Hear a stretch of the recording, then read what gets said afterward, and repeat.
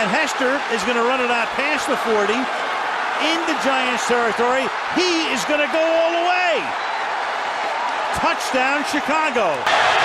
Trying to find somebody open and throws an interception. And it's Charles Woodson's 55th of his career. Dives for the touchdown, San Francisco. I want to play desperately, and I'm going to try to drive everyone nuts till they give me a shot. Favre threw an almost impossible 336 career interceptions. See that? Yeah. We have here the Brett Favre interceptions calendar. It's the lovable kicking bear doll. And guess what? It comes with its own goalpost. Isn't that neat? Double doink. Ladies and gentlemen, welcome back to Cut the Cheese, Poke the Bear, Roast the Niner. I am UrzaMaster. Joining me as always, Lord Uther and Gold Rush, representing three of your favorite NFC teams in the NFL, all of which are having some measures of success this year, maybe less so in the Chicagoland area. But we've got a lot to talk about, to unpack from last week. Malik Willis rocking some amazing numbers over 2 weeks as a backup quarterback. But breaking news, maybe not breaking anymore, but 17 hours ago it was, Jordan Love is expected to start today against the Minnesota Vikings at home in Lambeau. So good news, Packer fans. We get our guy back for the game. Sounds like he recovered well. The injury wasn't as bad as it looked from Brazil. And he, of course, was practicing last week. There have been talks even in week 2 he might play. So doctors are very comfortable with him coming back. I would say that matchup today, fellas, in Green Bay is probably our most consequential of the week. We have the LA Rams at the Bears today and the New England Patriots at the 49ers. So let's jump to, I think, in my opinion, the least consequential matchup, and that is the 49ers playing the Patriots at home. Gold Rush, who you got in this game? What are you thinking? What are your feelings here? Au contraire, my cheesehead friend and my hibernating bear. This is a very consequential game for the faithful in the Bay Area, considering that they took a road trip after dispatching Aaron Rodgers and the Jets on the Monday Night Football kickoff of the season. And they won as many football games, gentlemen, as the three of us have from our couches. These were not red zone ready 49ers. Of course, the headline screamed injuries, no Christian McCaffrey, no Deebo Samuel. Last week, no George Kittle. So there were some easy excuses to take. But, gentlemen, I'm here to tell you that nobody who was injured for the 49ers contributed to last week's, I'm going to just put it out there, depressing loss to the Rams. For those of you that didn't get to see the game or only caught red zone highlights or so forth, the Niners took a 2-touchdown lead, 21-7, at one point, and basically maintained a 10 to 14 point lead for most 3+ quarters of the game. There was no real sense that the Rams had built any kind of momentum. However, it was special teams. 3 plays in particular that ultimately ended up costing the 49ers a road win at SoFi Stadium.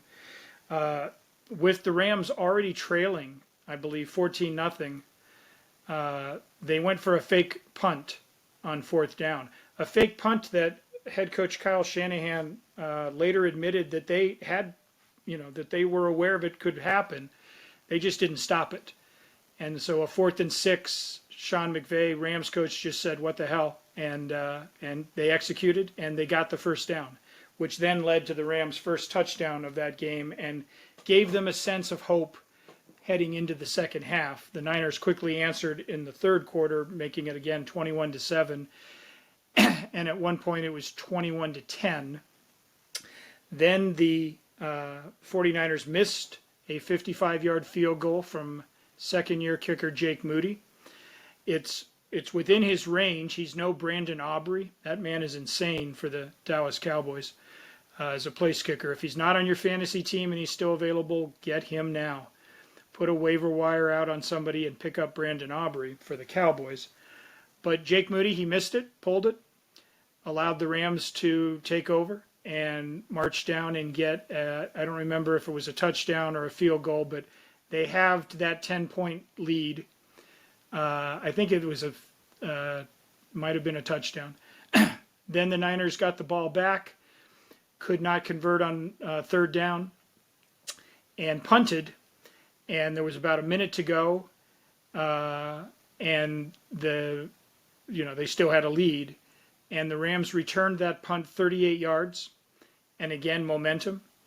And that's when they kicked a field goal with under a minute to go to tie the game, as I recall. Or actually, I think that they may have been tied at that point, and then they kicked a field goal to win the game. However it was, the three special plays deficiencies, a missed field goal, a punt return that should not have gone for 38 yards and that down in distance, and the giving up the fourth down fake punt. I mean, those just, you can't win like that. And the Niners had, from where I was sitting, they had basically a W in their pocket, a 2-1 record, a rebound from the disappointing showing against the Vikings, and they just blew it. And that made it, 10 times as frustrating throughout the week, knowing that you're in a situation there. Again, there are times when your team doesn't show up on the field, where you're just clearly physically overmatched, or you have some critical injury in the first quarter of the game, and suddenly you have to scramble and you can't adjust. That wasn't the case. The 49ers on the field. Brock Purdy was 22 of 30 for 292 yards and 3 touchdowns.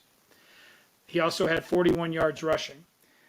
Jordan Mason, in his third week, filling in for McCaffrey, 19 carries, 77 yards. Jawan Jennings, who would have been Super Bowl MVP had the 49ers defeated the Chiefs in February, because he had a monster game in the Super Bowl. He had a monster game. He had a career game. He had 11 catches for 175 yards and 3 touchdowns, all 3 from Brock Purdy. He was a beast. Might be a one-hit wonder, but last week he did everything in his power to will them to a victory, and it wasn't enough. The special teams and other miscues. Matthew Stafford was never dominant, but he avoided sacks and kept drives moving, and did just enough to get the Rams the victory. It'll be interesting to see them matching up with Chicago. I know that Lord Uther will be talking about that matchup shortly. So, a team that should be 2-1 and feeling good is suddenly they've got losses, and they've got a division loss now. And so this is not ideal to be 1-2 in heading into the last weekend in September. So here come the Patriots. The Patriots surprised the Cincinnati Bengals in week 1, surprised us all with a 16-10 victory, but then they lost to Seattle and the Jets, so they too find themselves at 1-2. How do I see this game? Well, the partisan fan in me is screaming for revenge and a complete dismembering of the Patriots. I don't think that'll be the case. I think these are new Belichick-less Patriots. They still have a sense of organizational pride. I think, if there's any strength that they have, their offense is still finding itself, but their defense, unless you're willing to exploit it and pound the ground again and just run between the tackles and, hit the second level, I think, they can certainly give you there. And again, special teams and any turnovers, it wasn't turnovers that affected the Niners against the Rams, but it was against the Vikings.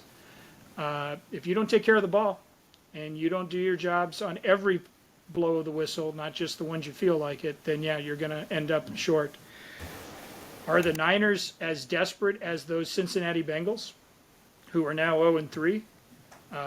No, but they need to get a W here. So I see a game at home. I see a bounce back. Deebo Samuel and George Kittle are expected to return to the lineup, giving Brock Purdy some more tools. But again, Deebo Samuel and George Kittle didn't cost them the Rams game. The guys who were supposed to hustle down and tackle on the punt return, that they had something to do with it. So let's call it Niners 24, and then the Patriots maybe 17. They get a couple of touchdowns and a field goal spread throughout 4 quarters. Patriots favored by 10 in this one, Yeah. which is incredible. So here's my question to you real quick. Favored by 10? There's a lot of talk that Let's reset that, sir. The 49ers are the favorite. The Patriots get 10 points. I don't want to. The Patriots are clearly not the favorite at Levi Stadium, but. All right, maybe I'm reading it wrong. Okay, there we go. Anyway. Okay. Yeah. Too much vacuuming up of things at my other job. Anyway, it's finally affecting my brain. So some people think that this is the Niners' last chance this season to really make a deep run. What are your thoughts on that right now? Do you think that happens? Do you think they make it to the Super Bowl? Do they make a deep playoff run, or is this the beginning of the end? I just resent this instant feed me now culture that we've developed in the 21st century with the internet and sports betting and all these things. And I just resent it, not just as a 49ers fan, but just as a general sports fan. I'm not kidding you. After the Niners dropped the Super Bowl in a heartbreaking fashion to the Chiefs in February, I'm not kidding you. Within 15 minutes of the final whistle, ESPN.com already had who's going to win next year's Super Bowl? And here are the odds, and here is everyone, and here's our power rankings for next season. We haven't had a draft, we haven't had free agency, the players haven't showered yet, and there's already this rush to be like, well, you heard it here first, it's going to be Baltimore, or it's going to be, whatever.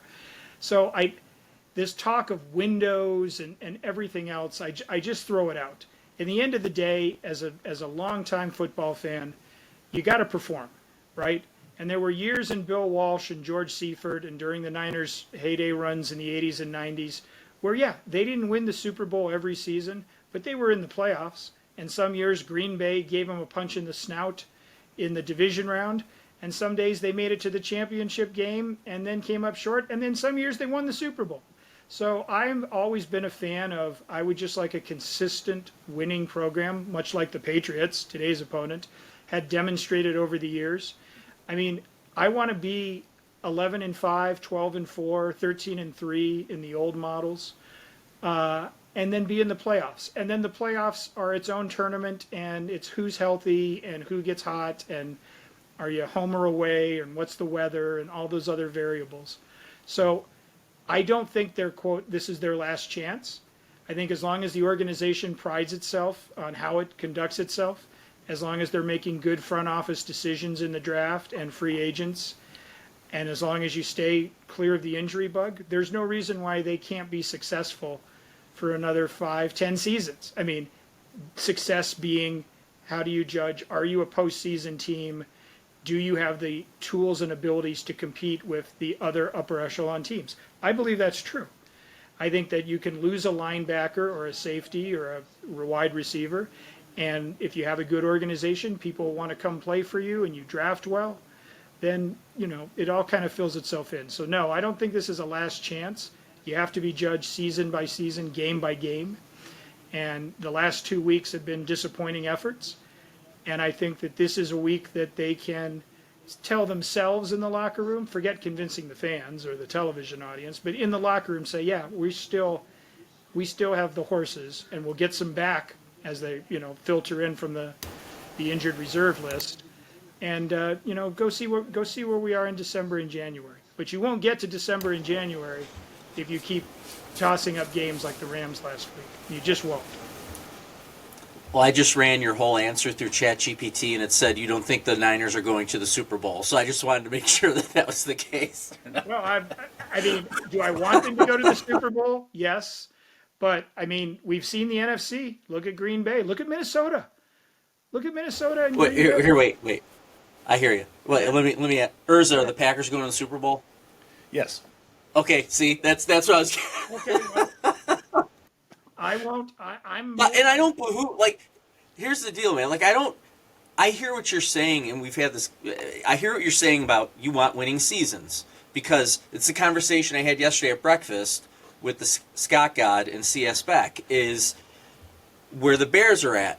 I mean, we're still talking about 85. And Bears fans are turning into Cubs fans because they're literally turning off the games. They're not watching them anymore. They're not going. Well, I shouldn't say they're not going. That's the problem. They're still going, just like with the Cubs when they were awful. People are still going to Wrigley Field. So why do you really try and change anything? You don't, because you're still making money. You're still filling up the stands, right? So I would much rather have a winning program like what you're talking about than knowing that we're going to fire our head coach at the end of the season because he's a complete lame duck. He's hoping he'll have a job when he's done with the Bears, and he's playing for. And we're in a weird spot because we're playing for wins when we should be playing to develop an offensive line and our quarterback. But we're playing to win. Where really, if you have vision, you don't want this supposed franchise type quarterback running for his life every time. See Justin Fields. Which, see Justin Fields 3-0, by the way. See Justin Fields' comments that the Bears coaching staff he basically said was a complete joke versus what he's experiencing in Pittsburgh.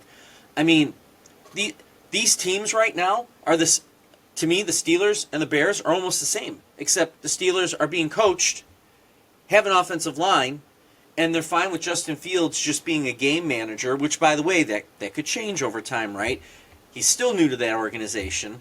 I think he's going to have the helm the rest of the way. I don't see Russell Wilson stepping back in just for their players there in Pittsburgh to know that that's who the quarterback is. Is Russell What's Wilson, that? Is Russell Wilson done? Because let's face it, he didn't light the world on fire in Denver. He certainly lit Sean Payton's hair on fire. I just feel like if he can't beat out Justin Fields now, who, again, is an impressive 3-0 to start, that's a lot of... Well, I think Wilson's hit that stage of veteranism where he's going to be a backup if he wants to keep playing and getting stupid money to be a backup because his name is Russell Wilson, right? That's. I mean, tell me another reason why this dude should even be in Pittsburgh. I don't Tell me see a reason why he should still be in football. Right? Yeah, exactly. Russell Wilson's a hobbit, man. He Yes. is so overrated and always has been. The only reason they ever won games in Seattle was Marshawn Lynch. And I'm not sorry about that. Ever since that Fail Mary game, I just can't stand Russell Wilson. But I agree with what you guys are saying. I think the Bears need an offensive line. I think the 49ers need to establish a winning culture. Again, they remind me of Bart in the second season, first episode, I think, of The Simpsons, where he tries so hard but still gets a 59 on his test and fails, and they're going to hold him back in fourth grade. That's kind of where, heading into week 4, the Niners are at. They tried their best against the Rams and still failed. It's make or break, but I do think in the grand scheme of things, it's a little inconsequential. I think if they go 1-3, it's not the end of the world. I don't think they lose to the Patriots today. Just like I don't think necessarily the Bears are going to lose today against the Rams. I think the Rams actually looked pretty beatable. I don't know that the Bears have what it takes to exploit those weaknesses. And I feel the same way about the Vikings. I think the Vikings all season have looked very beatable. But the teams that have been playing them have not had the equipment or the gumption to take it to them where it counts. I love rivalry games. I don't see the Vikings as the Packers' biggest rival. I mean, certainly right now with win-loss ratio they are, but I don't see them winning at Lambeau today. I do think Green Bay's got the edge. I think with Jordan Love coming back, there's going to be some energy there. We're at home. It's hard to win in Lambeau for anybody other than the Green Bay Packers. And I honestly... Sam Darnold's done some impressive things. That 97-yard touchdown was amazing. I don't know that was totally a great play. I think that was more of a busted defense, which happens. Yes. And that's how big plays happen. But the Vikings fans will tell you, oh, they've been playing great. I'm like, not from what I've seen, man. they've been playing okay. They've been winning, but that doesn't necessarily mean they've been playing great. They played a couple of bad teams, and then they played the Niners, who kind of screwed the pooch. So I'm looking for a big win out of Green Bay today. Does the Pack win that with defense today, or does it have to be Jordan Love back and gunslinging it? Like, what? I think it's balanced, but I think the defense wins the game today. Okay. I think what you see in Minnesota is players who believe in their quarterback and believe in their coach. And again, I know I'm on the soapbox, which I won't get off of the entire season, and hopefully it'll hold me. That's what we're lacking here. You have to start asking yourself. I get it that the offensive line is bad, but at some point, where's the coaching in all of this? And I know they're professionals, but pros still need coaching at some point. I mean, in play calling, you try and run a sweep or whatever happened last week with DeAndre Swift, and when you see the picture, the whole offensive line is on the ground, and the entire defensive line is running at Swift. Like, it's just, why do you make that play call? You've got this guy, Caleb Williams, who supposedly can pass or run, is supposedly a better passer and has better field awareness than Justin Fields, and you're running that play? Like, what are you doing? And you're wasting, and here's the conversation we had yesterday, which I said this before, so it just justifies everything I say, because everything I say is justifiable, which is, you've got a great defense. Again, it's the story of you have this great defense that's just being wasted. They lose today. I know they're at home. They're only favored by 2.5. They lose. Because I don't see this getting any better. And maybe I should heed my own words at times. It's the beginning of the season. Things can, we're only 4 games in, blah, blah, blah. No. No. Is it like a doom loop? Is it the fact that everyone says on talk radio and social media, oh, this offensive line stinks, and then when you need them to make plays in the game, I mean, you're a coach, Lord Uther, you've tried to rally your players and work them through the rigors of a season. I mean, is it just that they start, hearing footsteps and buying into it? Hey, maybe we're not that good. I mean, is it just a self-fulfilling prophecy that they can't, block correctly on a sweep? Or, I mean, ideally, like you say, you want them to be coached up and you want them to be professionals and do their jobs. But do they just keep hearing over and over again, oh, you guys stink, you guys can't pass protect, blah, blah, blah. You're a coach. So how would you... These guys love Eberflus, and I think they love Eberflus because he's always telling them that they're that good or that they can do X, Y, and Z. There is a balance. And again, there's a balance, right?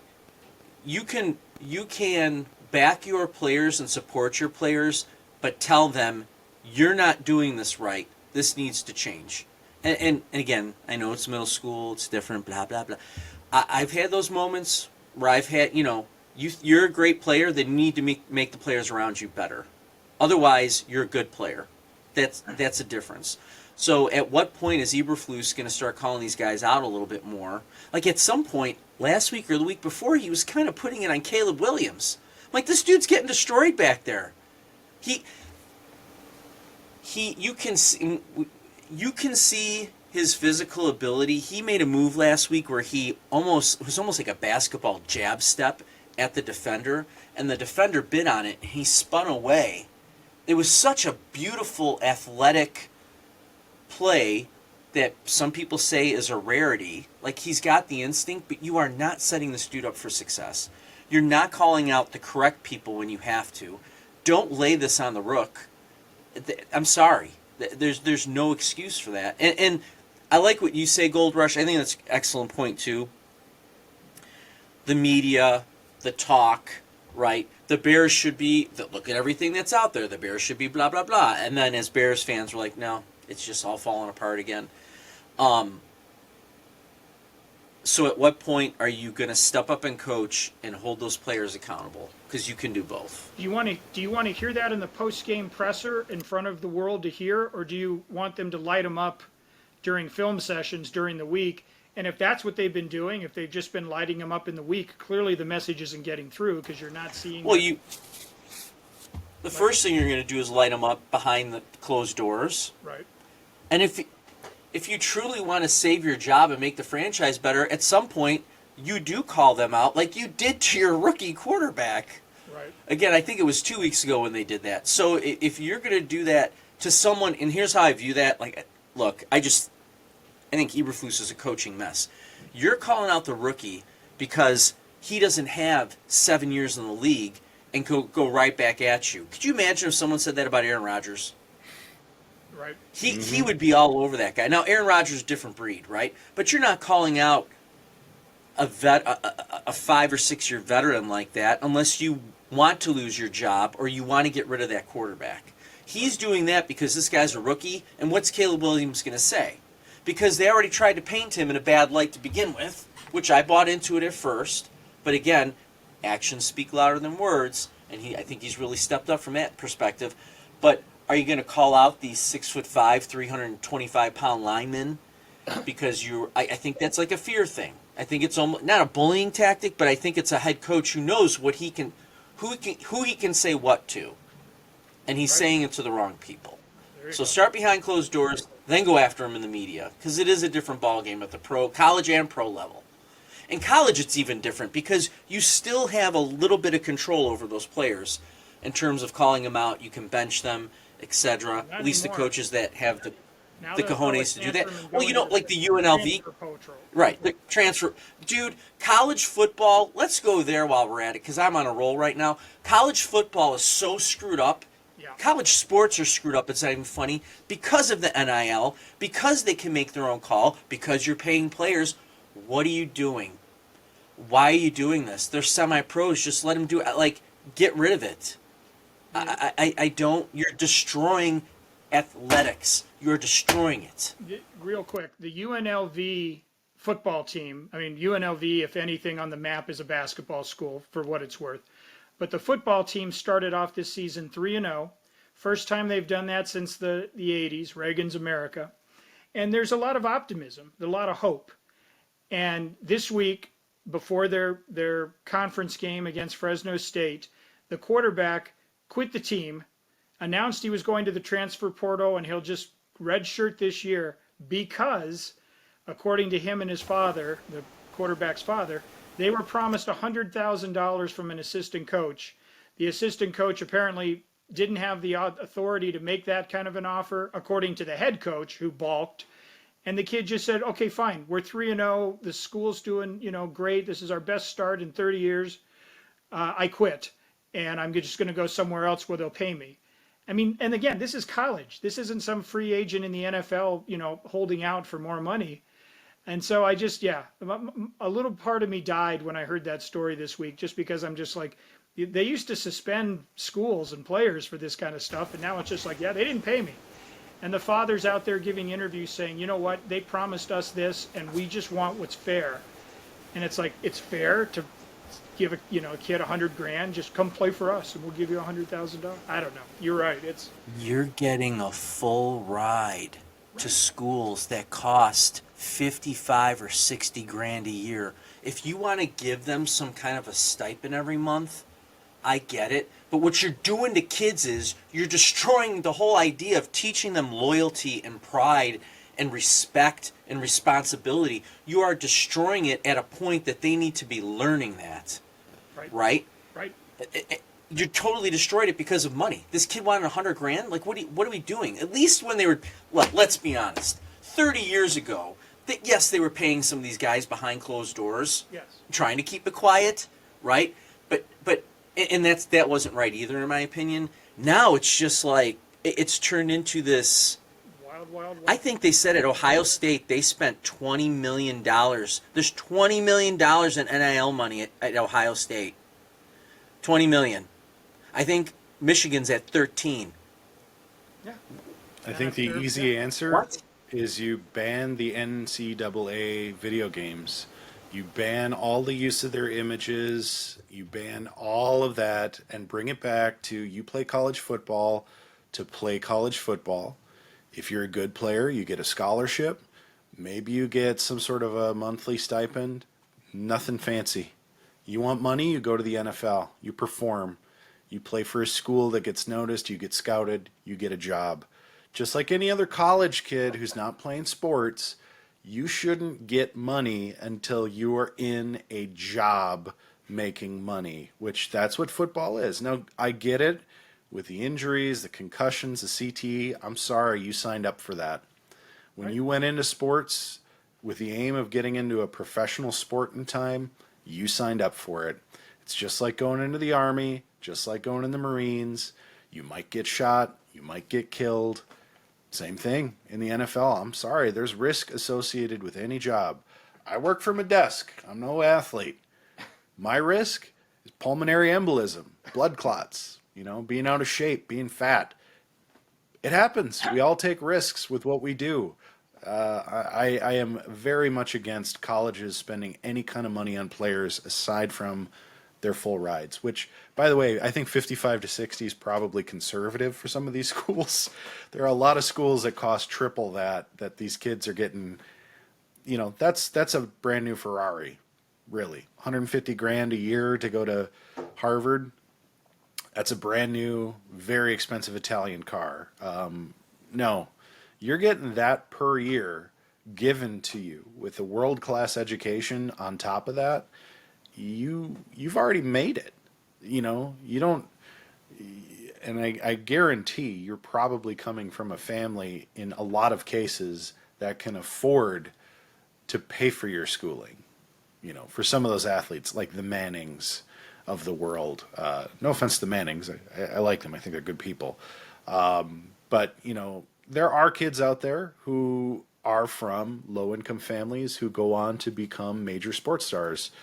And it's through serendipity, it's through luck, it's through skill, sheer force of will. Those kids should be rewarded with a full ride and maybe a stipend to live on so they don't have to work at Burger King. But I'm sorry, that's called character building. That's part of what the college experience is about. And that's why I think you see these awful personalities in the NFL, is these are a bunch of spoiled brats getting to teams who hold out from training camp and then lay an egg the first 3 to 4 weeks of the season because they didn't practice, because they aren't there getting their bodies ready for a 17-game schedule. Look, I know I'm talking from the couch. Maybe I'm talking out of my ass. I am very fine with somebody who wants to fight me in the comments. But let's be real. The sport has changed, and it's not just due to injury. It's due to the greed. It's due to the money, which we all know money ruins everything. Money ruins everybody. Look at P. Diddy. With that, let's call our scores for this week and wrap it up. I'm taking the Packers at home this week, 34-21 over the Vikings. I do think the defense carries us. We get a couple of good turnovers and some points. Lord Uther, who you got? LA Rams, Chicago Bears. I'm going to go way against the line. I'm going to go. I'll go 27-14 Rams. Wow. 4 sacks again today. Just like last week, I was right about 4 sacks. Well, I already called my shot earlier, gentlemen, so I really quick, rapid fire, in addition to the game of the week, which could be Minnesota-Green Bay in the opinion, just a couple of games to keep an eye on. Cincinnati-Carolina. Cincinnati's 0-3. Carolina looked pretty good with Andy Dalton last week, putting up 30+. And they're at home, so can they lightning strike twice? Can Cincinnati afford to go 0-4? The answer is no on the second one. You should also keep an eye on Washington, Arizona. Washington looked pretty compelling against these same Bengals on Monday night. Arizona looked good against the Rams, and they've kind of stumbled in a couple of their other games. So which Cardinals team shows up, and can the Commanders keep it going? Buffalo, Baltimore as tonight's NBC game. That feels like a pretty good matchup. Baltimore got a must-win in Dallas. Now they'll be at home, and Buffalo looked pretty dominant against the Jags. And Seattle-Detroit is the second of 2 Monday night games. You can skip Tennessee-Miami, at least as currently constructed. But keep an eye on Seahawks at the Lions. That feels consequential for 2 division races, the NFC North and the NFC West right now. Seattle's undefeated. Niners are looking up at them, and I know Detroit wants to keep pace with the Vikings and Green Bay and everybody else. So those are games I think you should keep an eye on. Yeah, I'll rapid fire through those. I got Detroit upsetting the Seahawks at home. Well, it's not really an upset. They're winning in Detroit. I'm going to take the Cardinals over the Commanders. I think the Commanders look great, but I think the Cardinals look just a little bit better. And I will go ahead and square up and say I think the Bills take out the Ravens in Baltimore tonight. Wow. That being said, I think the egg of the weekend is going to be Browns-Raiders. I might turn that on just to see how bad that's going to look. I do take the Raiders at home. Wait, Cincy, Carolina. Is it? Does Joe Burrow? Oh yeah, Cincy. I think Carolina's lightning strikes twice. Go Red Rocket. Wow. Okay. Yes. All of the above. We are dialed in at Cut the Cheese, Poke the Bear, Roast the Niner. Gentlemen, go Pack Go, Bear Down, Rush, Gold Rush. I don't know. Do the Niners have a slogan? They do, but I can't. Jerry say Rice. it Rah, rah, rah. Anyway. All right. From all of us at Pending Rebrand and Cut the Cheese, Poke the Bear, Roast the Niner, may the football be with you and also with all of us.